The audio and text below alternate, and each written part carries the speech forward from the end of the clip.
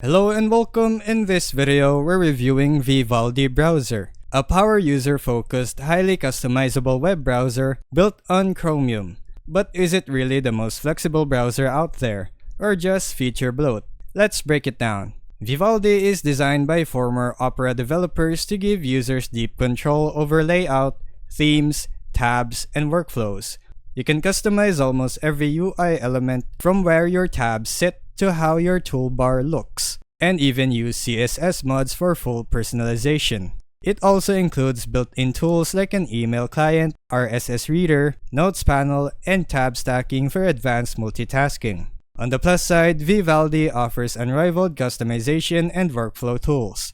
It supports tab stacking, snap views, workspaces, mouse gestures, and a built-in ad blocker. Plus, free desktop VPN via Proton VPN integration adds a privacy boost. User reviews from platforms like Capterra and G2 highlight its clean interface, gesture controls, and robust privacy features. Reddit users often praise it for being ideal for productivity setups, with effective syncing and deep feature sets for power users. However, there are some drawbacks. Many users report high memory and CPU usage, leading to sluggish performance, especially on older machines or Macs with M1 chips.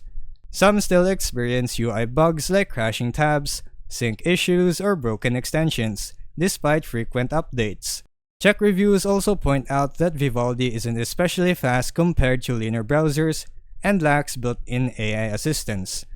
So is Vivaldi the best browser for you? If you're a power user who thrives on customizing your setup, juggling dozens of tabs, and using built-in tools like email or notes, Vivaldi delivers unmatched flexibility and control. But if you prioritize speed, efficiency on basic hardware, or minimal interface complexity, you might find it overkill and occasionally buggy. And that would be all for today's review video. Thanks for watching, and I'll see you on the next one.